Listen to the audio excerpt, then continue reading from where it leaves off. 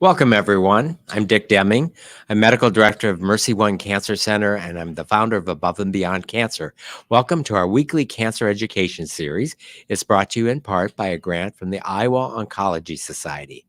Tonight, we're going to talk about Reiki therapy, and our guest tonight is Kirsten Weiland. Hello. Welcome, Kirsten. Thank you. Thank you for having me. Thank you for being here. Kirsten is a licensed massage therapist and a Reiki therapist, and she owns Prairie Escape Wellness Center in Prairie City. Correct. And she also is a massage therapist and Reiki therapist at the Mercy One Richard Deming Cancer Center. Correct. Yes. Welcome. Thank you. Thanks for having me. So tell us about yourself. Where are you from? Yes, I grew up in Ankeny, so just north of the metro here. Born and raised in Iowa. Grew up in Ankeny. And that was probably back when there was only one Ankeny High School. Once a hawk, always a hawk. Okay. How many in your high school class? About 500. Oh my gosh. Yep. We had a big I grew up in class. South Dakota. That was bigger than the towns I lived in. Yeah. So what was your claim to fame in high school? Claim to fame. I don't think I have a specific. I definitely participated in the arts, band, show choir, color guard, those kind of things. So it was such a large school that it was kind of, you had to find your own path, and then that's what you did. So, yeah. And when did you get interested in wellness, the healing arts? I think I've always kind of been navigating or feeling, like I wanted to help take care of others, help others feel good, take pain away. I think when we experience trauma as youth, we kind of carry that and want to make things better as we grow up. So that's kind of just always been on my radar. I have a very empathetic heart, and I think that serves me well in this field. So. And so were you involved in formal health care in any capacity as you were growing up in high school or after high school? No, I wasn't involved. I kind of did some customer service positions. I did hotel management for a while. That was interesting. Learned a lot of things there. And then I did in-home daycare and had children and started a family. Gotcha. So massage came later in life, kind of a career shift, if you will, and learned massage. Went to school in 2014. Started my practice in Prairie City in 2015. Okay. What's the training program Sure. to become a massage therapist? Currently in the state of Iowa, you're required to have 600 hours of education, which in my opinion is not enough. I think that we can do more. That's your base requirement. There's always continuing education requirements on after that. So it kind of gives you a base to start from, and then you can add the modalities and things that you want to learn and expand upon along the way. Okay. And when you're in a massage therapy school, do you have different modules with different types of massage therapy? And Sure. Maybe give us some terminology for the various types of work that falls under the scope of massage therapy. Okay.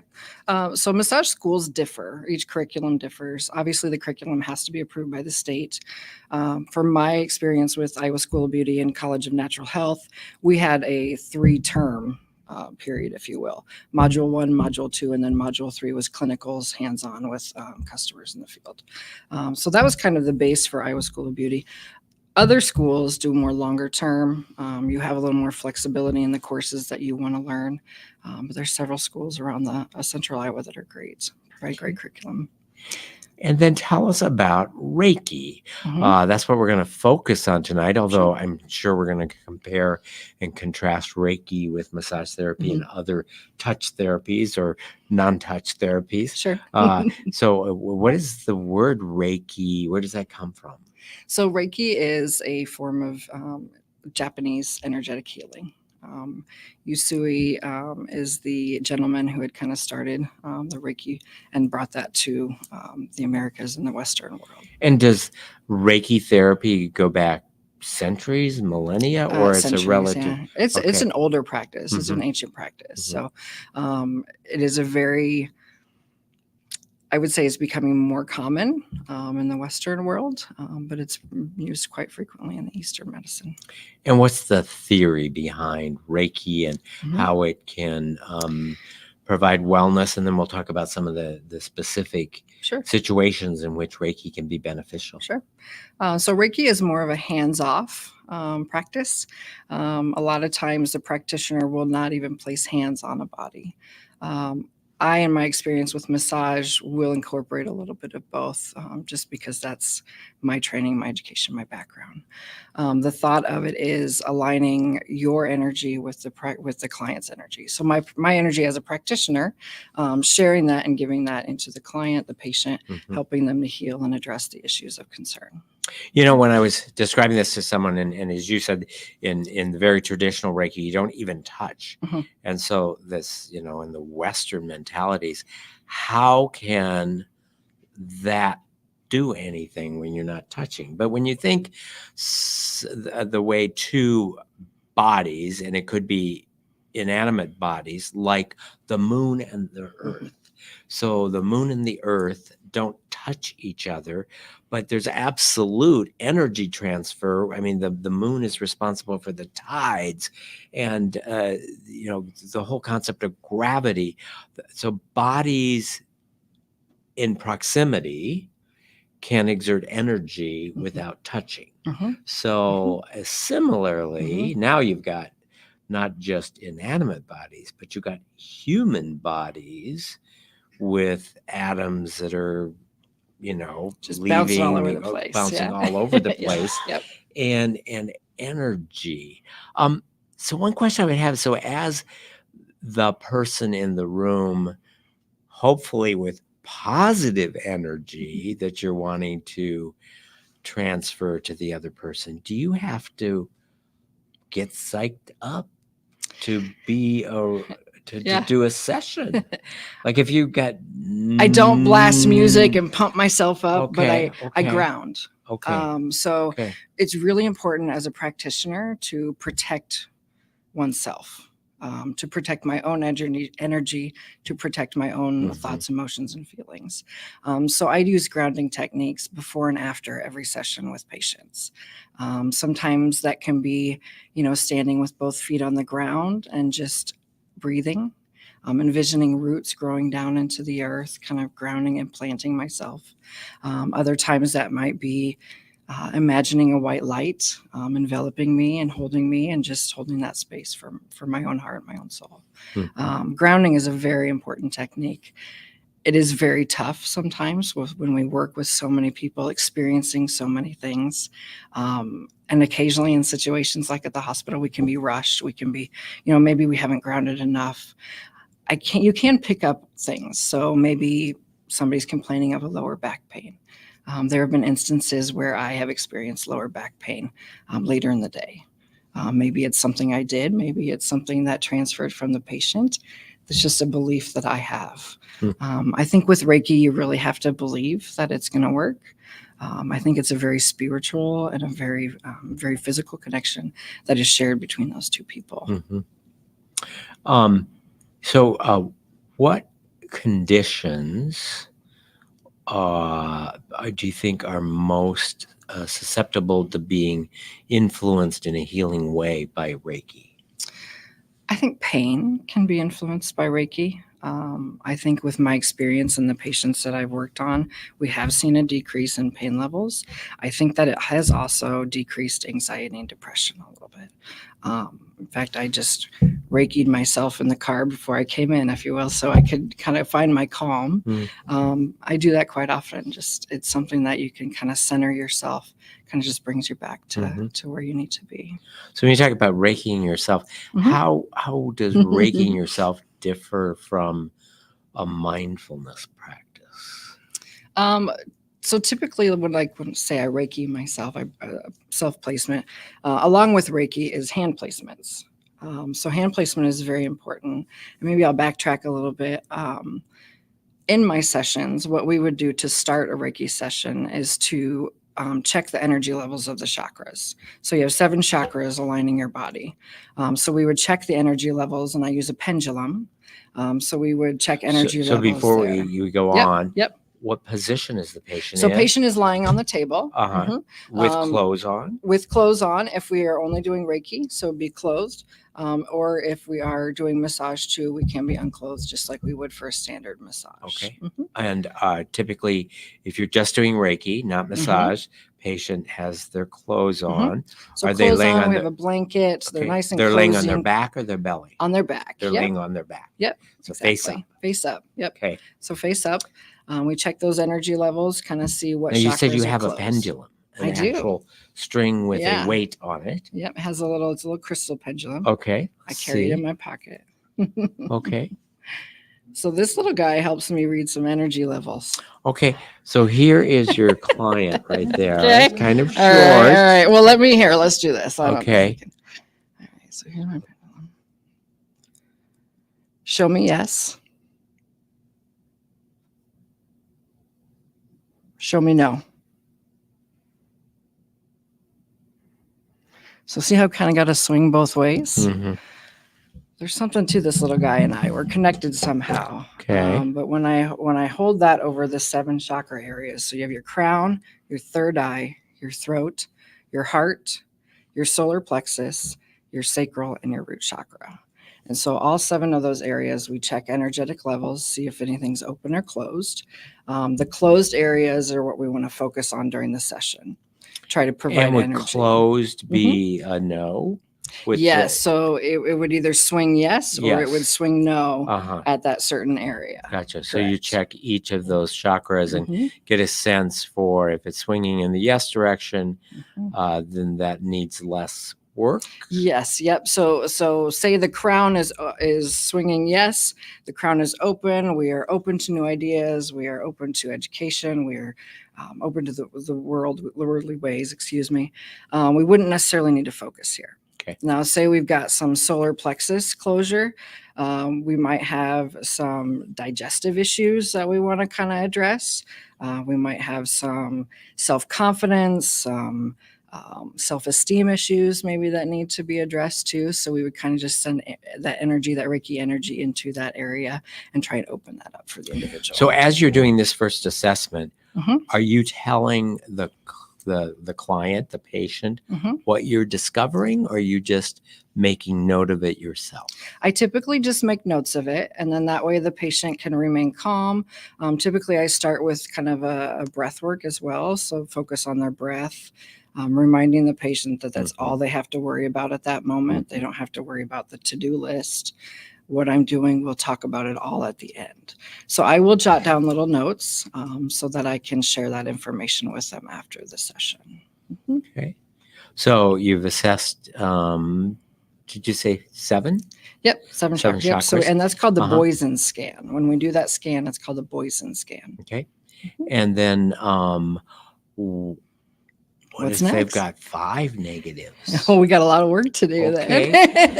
But the serious question would be, what would be typical? I mean, did somebody ever all negative? In my history, I've never had all negative. I've never had, I would say, 2 to 3 areas show some closure or blockage. Okay.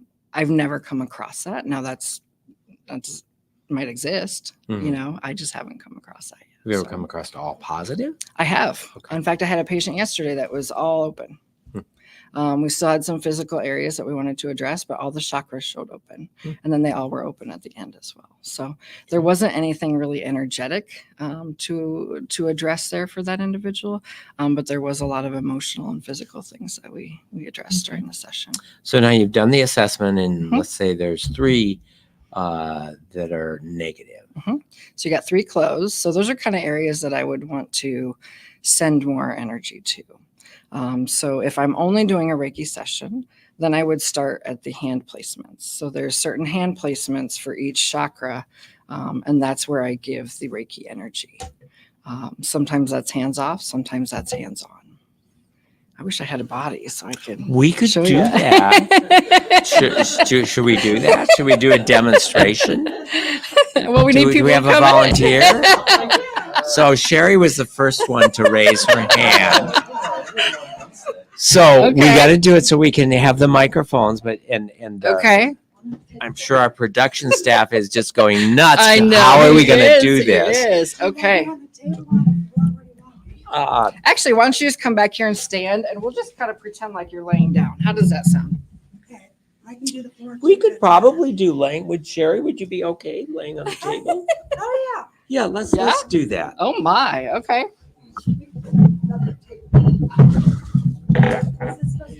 We will make it work. Our audience will understand that we're okay. So All right. How about right up here?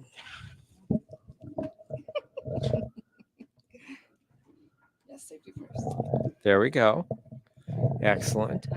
Thank you, everybody. There we go. Okay. There we go. So there's several different placements for the hand placements. Your chakra would be kind of above your forehead area, the crown and the forehead.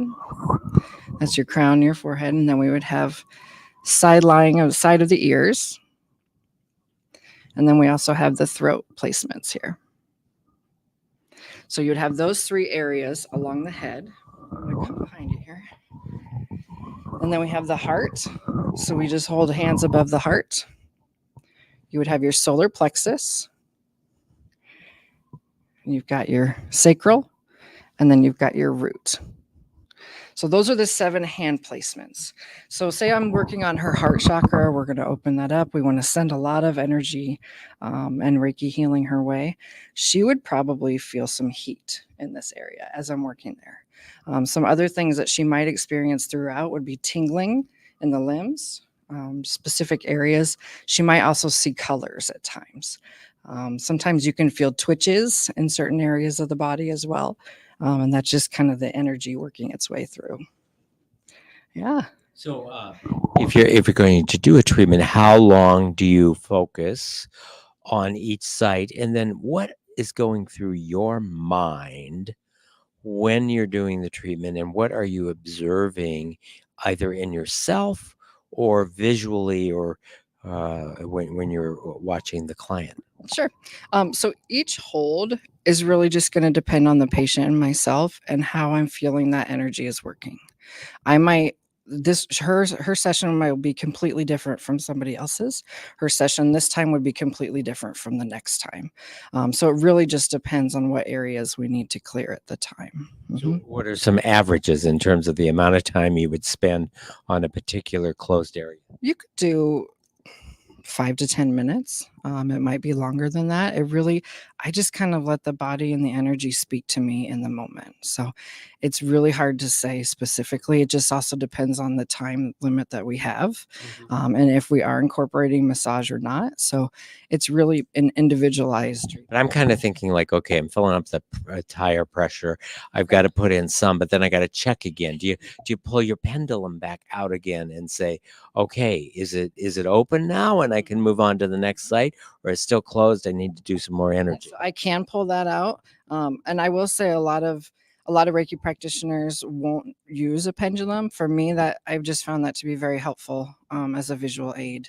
But it really just depends. I can pull the pendulum out and check. We would do another scan at the end. Usually I like to allow a few minutes extra in case there is an area that isn't fully closed. We can kind of go back and do some more Reiki. So without the pendulum, as you're doing the energy treatment, can you sense if it's working?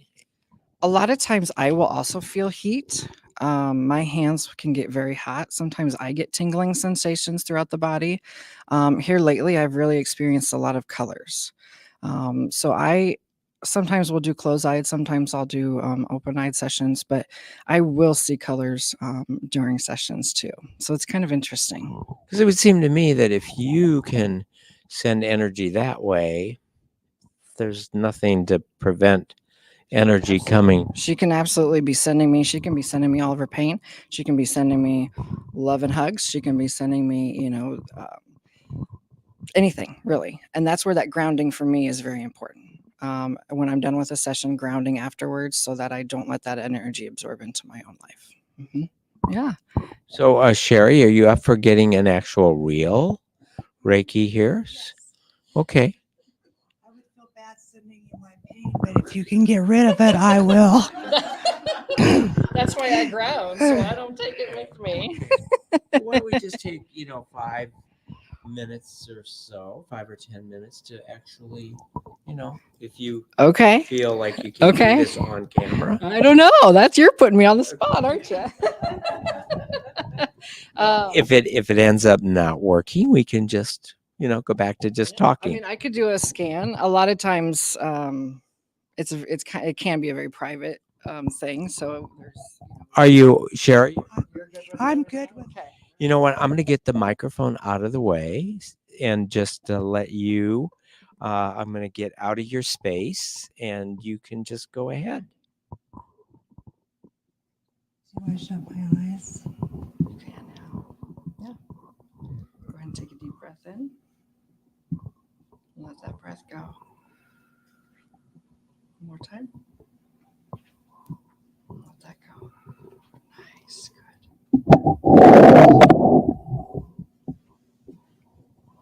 So you might experience some heat. You might experience tingling.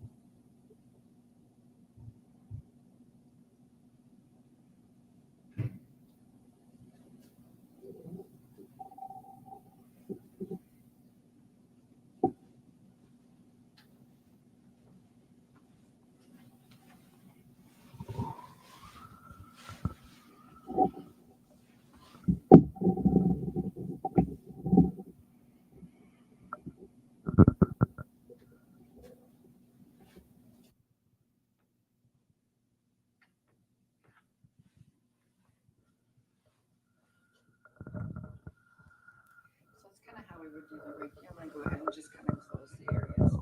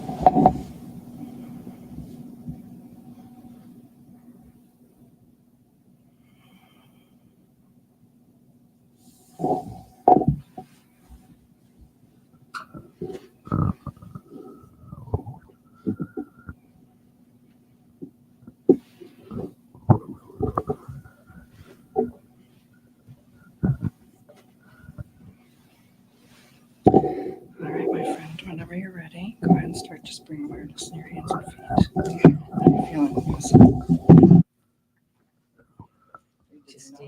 Stay seated right there, okay? And Kirsten, if you want to come on over to here too. There we go. We'll have Kirsten come on over here too.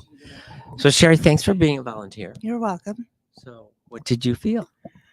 I felt the most warmth on the upper part of my stomach, which I do have some digestion issues.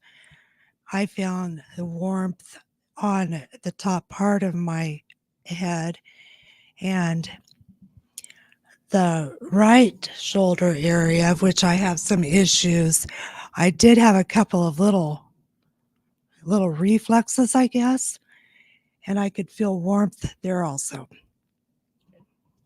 And so was it a pleasant experience? Yes, it was. I feel relaxed and calm and centered and all of that. And Kirsten, you have a microphone right over there too. Share with us, with Sherry and with us, what were you experiencing as you did your assessment of Sherry, and what in particular were you thinking and working on? Part of me was a little nervous. I definitely felt rushed. I think we should do a session, at the center. Yeah. Mhm. I definitely experienced some heat in a couple areas. I thought your left arm, I don't know. I just felt like that was kind of holding some tension. I did a little bit more on that left side than the right, but It really is. I have a real stiff muscle there that I've been trying to loosen up, so that is true. okay. So maybe that was something that we were picking up on, but it looked like all chakras were open when we started, so there really wasn't. I didn't feel like a ton of work to do, but I did feel like you had some pain, and I know your history a little bit as well. So I know there are some things there that we can work on with the Reiki. Yeah, I feel calm and relaxed. So Kirsten, in the real life situation, Mhm. if you were working on Sherry at the Mercy One Richard Deming Cancer Center and you had blocked an hour of time and she was interested in reflexology, would your natural tendency to incorporate both massage and I said reflexology, That's I meant to okay. say Reiki. Yep. Would your tendency to incorporate Reiki and massage together? Is that It's really kind of been triaging what the patient wants to work on, and it really depends on the individual if they're open to the Reiki. Most of the time, by the time they get scheduled with me, they're already familiar. They've been introduced, if you will, to a basic idea of what Reiki is. So most of them are coming to me with an open mind to experience that. I will explain a little bit to them, but it really just depends on the needs of the patient. We try to incorporate a little bit of that hands-on with the Reiki. Now, we might not do a full body session with massage if we are doing the Reiki, because we have to allow a lot of that time for the Reiki. So by combining those two things, it's kind of like I said, triaging what's most important to the patient and what the goals are coming out of that session. Because as you said, we got to block off a certain amount of time, Right, and you right. I mean, if we could go all day, that'd be great, right? If we could just take it as it comes, but unfortunately, that's not the way of the world right now. So, Okay. yeah. So Sherry, have you had massage sessions? I have Mhm. with her. So I'm thinking this would be a nice thing to do. I mean, if there was a half hour, an hour, do both of them if I could. And what would you say with the massage sessions that you've had with Kirsten? What sorts of benefits have you noted from the massage sessions? Well, my muscles are a lot more relaxed, calmer. She's got strong hands, and I like the deeper tissue massage. But when I'm done, I sometimes it makes me tired because I'm so relaxed. Then I just want to just not do anything. But it's just a good feeling of relaxation. Yeah. And so thank you. Any other comments about your session, your Reiki session here? Not really. I was surprised. I was being open-minded in the beginning, but I didn't really think that I would necessarily feel the heat. It kind of surprised me that I did. So I think that was pretty cool. Anything else, Kirsten, about your session with Sherry this evening?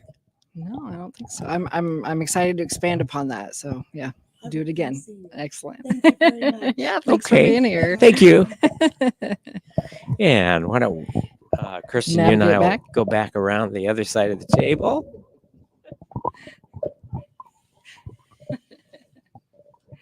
So, Kirsten, when in your career did you add Reiki to your healing therapies? Sure. I became attuned to Reiki 1 and 2 in the fall of 2022. So I did Reiki, self Reiki for about a year. Last November, I began adding that into my patients at my private practice, and then also at the Deming Cancer Center. I believe we started that end of December. We added that in. And how did you learn about Reiki yourself? How did you get interested?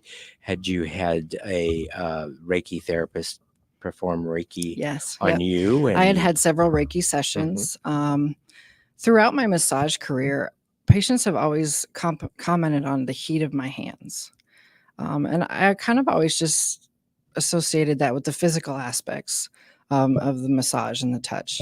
But as I experienced more Reiki sessions on my own, I kind of felt like maybe there was more to that.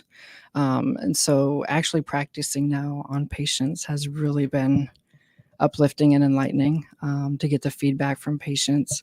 I have found that a lot of my patients with very tight spiritual connections experience almost a higher level, if you will, during the Reiki session, whether it be colors and sensations, even had some levitation of limbs and things at times. So it's been a very interesting journey so far. Yeah. And has anyone expressed that they had anything negative come out of a session? I haven't had anything negative so far. I hope I don't. Let's keep it all positive, right? Yeah. But even with massage, there can be aches and pains for a few days, or there can be Sure. maybe some residual effects if you don't drink enough water and hydrate. You can experience that with Reiki too. So hydration is key. You want to take care of your body, good foods, no alcohol, no smoking, no, nothing like that.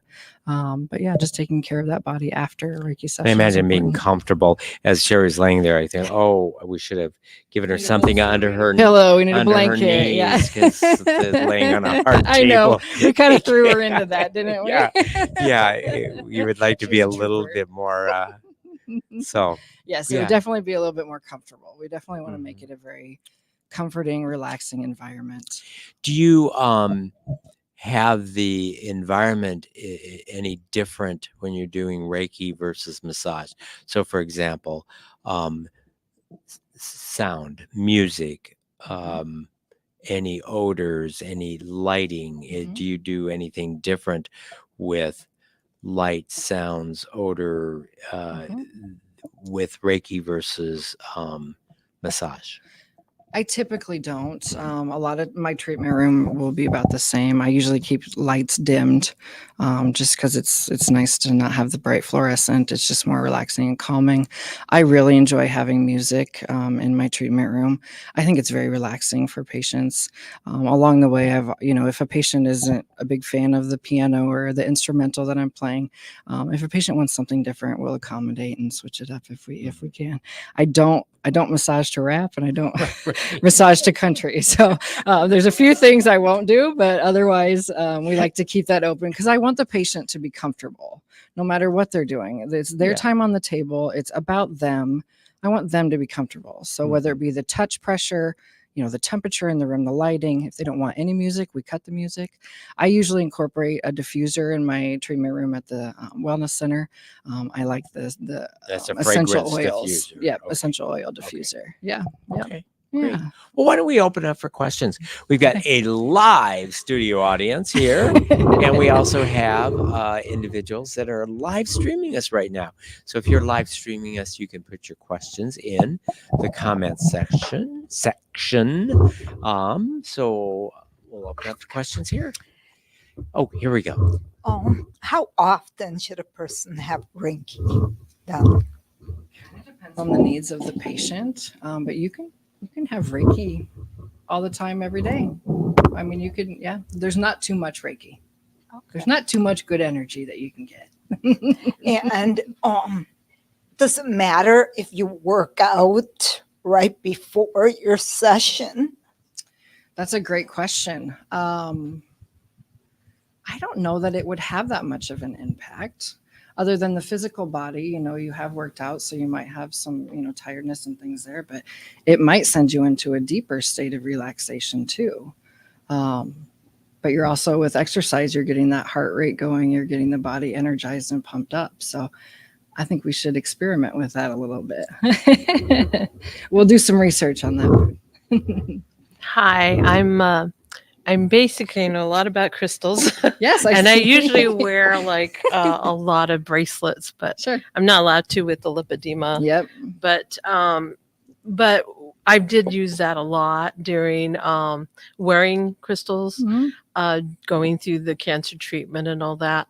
I'm just curious, as I'm looking at your pendulum, what is that bottom crystal that the name for? It's just a pearl. A pearl. Just, oh, yeah, okay. And I don't know that it's an authentic pearl. Oh, okay. This was gifted to me by an individual who I had received several Reiki sessions with. Oh, cool. This pendulum would not move for her. So she had purchased it, and she used it on me in my session, and it seemed to have a mind of its own. So she gifted it to me after a session, and it's kind of always just been with me in my pocket. So I have a standby at the center just in case I neglect to put it in my pocket in the morning. But yeah, I got a lot of those. Yeah, crystals are kind of an interesting world to dive into. Yeah. Well, what about like can people do Reiki on themselves, or is it recommended not to? You would want to do the proper attunement. So an attunement is basically what they call the training for Reiki practitioners. You would want to complete Reiki 1 and 2 attunements. Reiki 3, attunement would be a master level, and that's where you could then teach others. So on my radar would be to take that master level course with my Reiki master, but we're not quite there yet. So we'll get there eventually. Another question to follow up on that is like, do you help people that get these migraines or these headaches, or I'm assuming migraines? Are you able to help that through Reiki? Great questions. We have provided some pain relief to individuals. In my experience, I feel like massage has probably helped a little bit more with the issue of migraines and headaches. We're obviously not replacement for medical care, but just relieving that tension in the neck and shoulders. And many of my patients, I've seen that can really help with that. Cool. I do think spinal adjustments and alignments is huge for migraine care as well. So just with personal experience, that's been my saving grace is chiropractic care. I'm sure you see that a lot, the migraines or Migraines sinus and- headaches, Yeah, especially right now. And Yeah. yeah. Yep. But anyways, anybody else? Right.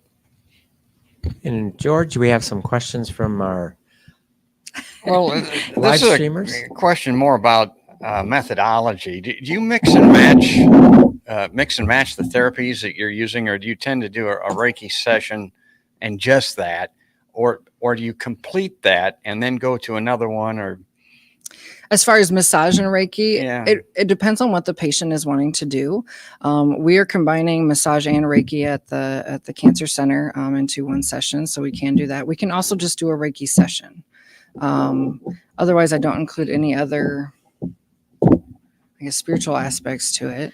But if you were doing Reiki and massage, would you work on one part of the body with Reiki and massage and then go to the other part of the body and Okay. Reiki massage? Or would you do all the Reiki first and the massage second? Or how do you It mix really depends on the patient. What they want? Yeah. My session flow can differ from one person to the next. So, like I said earlier, it kind of depends on those goals that we want to get outcomes for.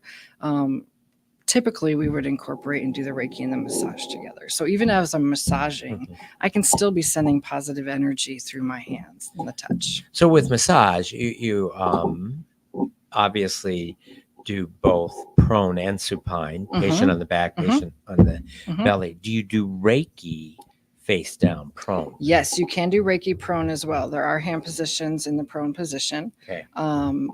And so a lot of times if I'm combining massage and Reiki, we'll open up and do that chakra read supine or face up, and then we'll close, and they're typically in a prone position. But again, it depends on the patient too, because some patients will start prone, sometimes will start supine. So it just really depends on each individual. Okay. Yeah.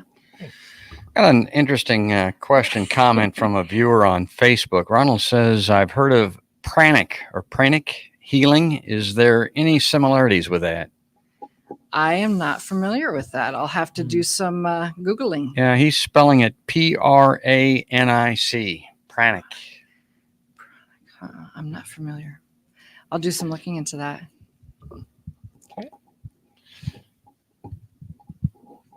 I have a comment from a friend yesterday.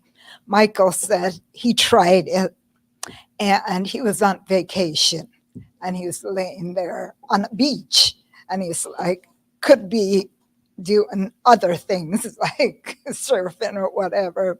So my thoughts is if you're going on vacation tomorrow or if you're going mushroom hunting real soon, you may not want to do it because.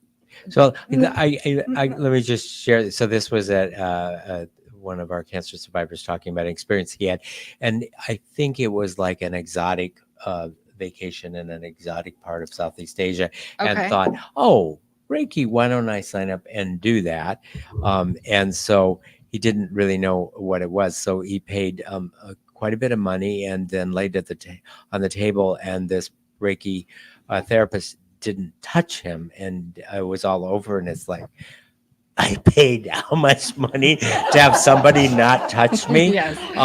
So there was some surprise, and with that expectation and dollar exchange, some disappointment that led Education is to going to be be big. not Yeah. not a particularly favorable experience. Sure. Yeah. We definitely want to educate people on what they're going to expect in a Reiki session versus, say, a massage. Because if you're going in expecting a hands-on massage, working the kinks out, we're going to get things moving, that's not going to happen. Yes. Reiki And session. so when it was over, it's like, is that all there is? Yeah. Are we starting yet?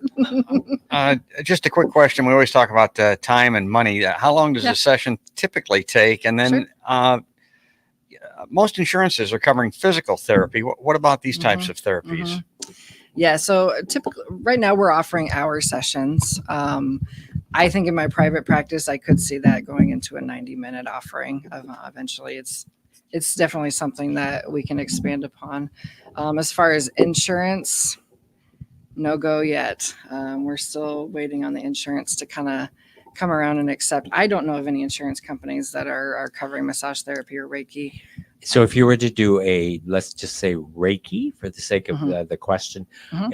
a 60-minute Reiki session at your center in Prairie City, what would the charge be? For 60-minute Prairie City, we do 55. Okay. And just And so massage that, would be 85. gotcha. So that would be the difference for me. Gotcha. 85 for a yep, massage and yep. 55 for an hour. And just so folks know, at the Mercy One Richard Deming Cancer Center, we have an endowment. So we are providing the massage therapy and the Reiki therapy with no expense to the patients. Mhm. Obviously, we are paying our therapists, but Yes. it's being done through philanthropy. Mhm. So. Sure. But for outside, if people are wanting to get Yes. services outside the cancer center, sometimes FSAs will cover massage. So that's a very big thing you want to check on if you can at least lose those dollars out of your FSA account. But we'd like to see insurance start covering massage soon. That would be wonderful. Yes. Mhm. Yeah. Other questions? Tim? Well, I have observations and questions. So, Okay. so I'll start with my question first. So you started to touch upon it, doing Reiki in the prone position. Mhm. It seemed to me that you have your spine back there. It goes from your head down to your bottom part. Mhm. There's lots of nerves and stuff there. Mhm. I would think that would be more of a Reiki-like type of thing that you could work on. So do you do The that? nerves? Yeah. For Reiki. Yeah. Reiki can affect your nerve. I would tend to go more into a physical treatment, nerve gliding or more massage type techniques to help with any kind of nerve pain and things like that. But the nerves can absolutely be affected by the Reiki energy work. Okay, so Mhm. You that can address nerve pain that way. that leads into my next question. Do you think Reiki is more like nerve related, more flesh related, or more bone type of related? I think Reiki really connects with everything because everything in this world is made of energy, right? We talked earlier about atoms moving around, inanimate objects, living things. I really think Reiki can affect the whole person.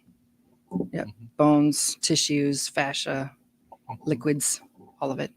Yeah, I have to admit that I came in tonight a little bit apprehensive of what I'll learn today and see, but Sure. I'm kind of in a wow mode at this point Wow. because from what I've seen here in your demo, I thought, wow, this really works. And I just kind of scratching my head and Yeah. maybe thinking about it or doing more Googling or maybe do a session or two in the future. Yeah. Yeah. I have, I'll be perfectly honest. I was kind of skeptical too. Going in as a massage therapist, physical, touching things, fixing things, making them, manipulating them to feel better. So that energy was really something that had to grow on me, that energy work. But if I hadn't experienced it for myself, I don't think I would be in this chair right now. I might give an example that kind of makes this seem less far-fetched and woo-woo. So for example, your wife tells you to go take the garbage out into the garbage can. So you open the back door, you step out, and all of a sudden a dog appears and starts barking out at you. And you feel the dog has not touched you, but you feel tremendous changes in your physiology. I mean, it's so obvious that something is happening. Nothing touched you, but by whatever happens when we see, hear, and the brain there is a profound change in our physiology. I would say that the positive things that happen if you're sitting in a room with loving kindness coming at you, you have physiology changes. It's not quite as obvious as the fight or flight, but it's not far-fetched when you understand and experience fight and flight, and you're not surprised. You go, okay. I mean, you're surprised, but you understand what's happening physiologically. once you understand that happens physiologically, it's not so far-fetched to think that positive, gentle things may happen. And so sharing my, skepticism is it your energy, or is it being in the room with a compassionate, caring person, But isn't that the same It- thing? is it the Right? same thing? Right? Yeah. Like, it I could mean, be, just being in a presence of another being, they're Mhm. emitting that energy or that Yeah. positive vibe. But just like if somebody were to come in a negative tone, grumpy, little curmudgeon-y, you're going to pick up on that too. And then Exactly. their energy can spread.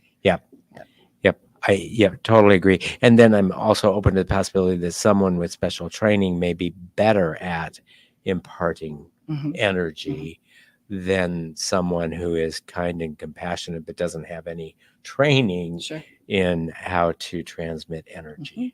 Mhm. But when you realize, that two bodies can transfer energy like the moon and the earth, and you realize that, yes, we've all experienced profound changes like the dog barking at us.